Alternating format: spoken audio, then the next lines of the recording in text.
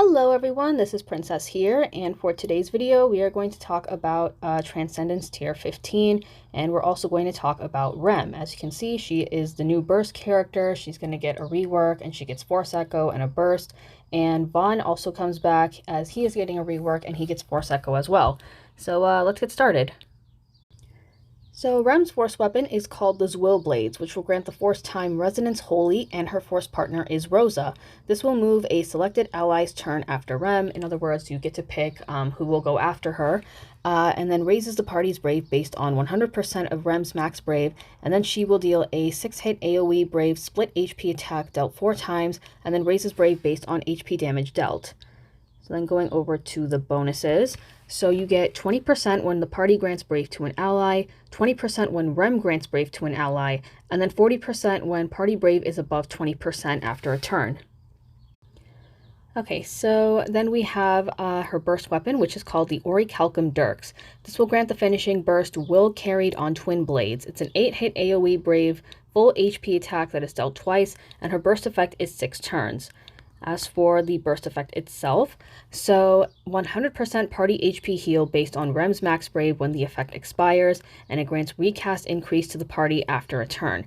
The party is also going to be immortal, so think of it like Zack's burst effect or like Galuf's LD, but it's party-wide. It also raises the party's Brave damage cap, HP damage, max Brave cap, and their Brave gains, and then 100% of any excess HP is converted to Brave, and then after every HP attack, party increases Brave based on the holder's max Brave, and the holder being Rem.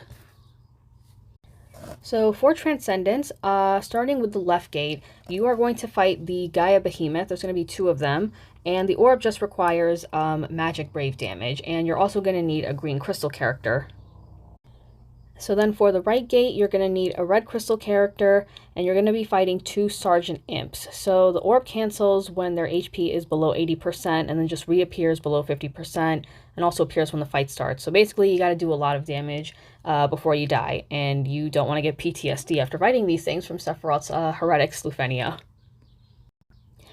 So then we have the main boss, which are the Disaster Beasts. They are Twintania reskins, so expect them to look really ugly and disgusting.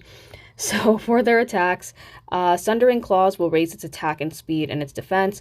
Heavenly Rumble will cancel its break status, and then it deals an AoE Brave HP attack. They also have a plus variant where they will dispel buffs and they ignore defense. So that's fun.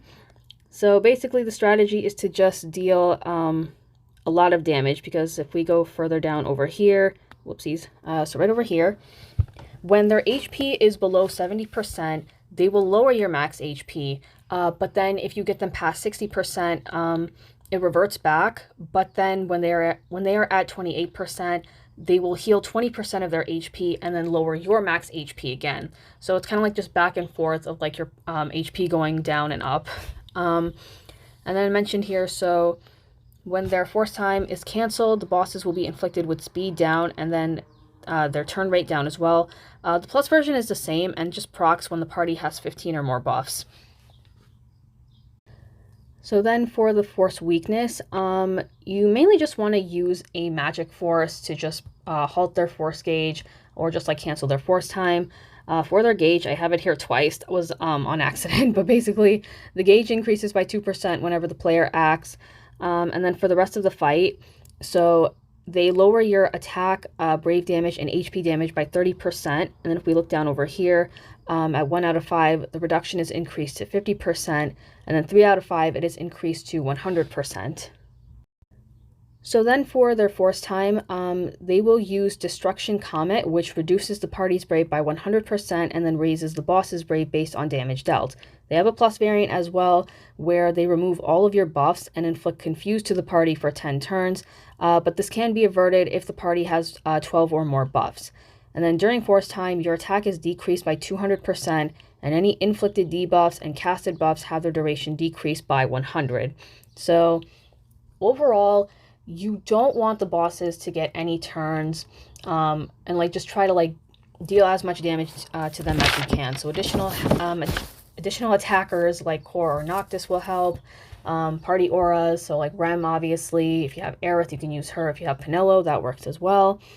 Basically, deal as much damage under a certain number of turns, or else they're going to use Sundering Claws Plus, the attack that I mentioned earlier. But at the same time, you also don't want them to have any turns, and I feel like that was done on purpose because Rem has swap turns, so you can just use her and like do like a no boss turn run if you wanted to. So with all of that being said, I'm going to head over to JP and I'm going to showcase Rem's Force. I will be right back. Okay, so we're back on JP now. So here's my Rem. I only have up to her Force, unfortunately, but I have been using her a lot in the Crystal Passive quest, and she's been really, really helpful. I've been using a team of Rem, Sid Reigns, and Iris, and I'm just able to do like no boss turn runs, so it is pretty fun. So yeah, with all that being said, let's get started. Right, so let's begin. We're gonna start by hitting you first. Okay, so here is Resonance Holy. So let's say I wanted to go with Vaughn.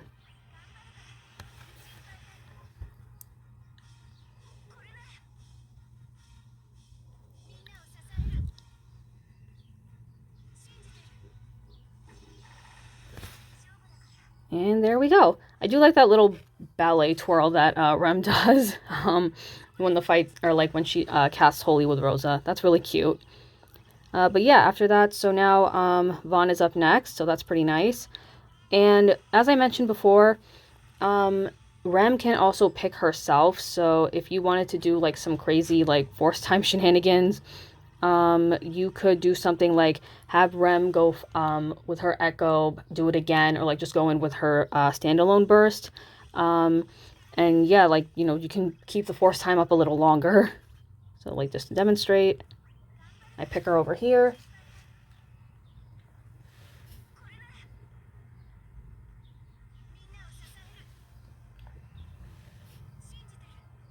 And there she goes. She goes again. So yeah, if that's something that you wanted to try doing for like big numbers, like just trying to make the force time go up a little longer and also higher, that's definitely something you can try out. So with all that being said, that is going to be it for this video. Thank you guys very much for watching. Be sure to like and subscribe. Let me know if you will be pulling for Rem, and I will see you all next time.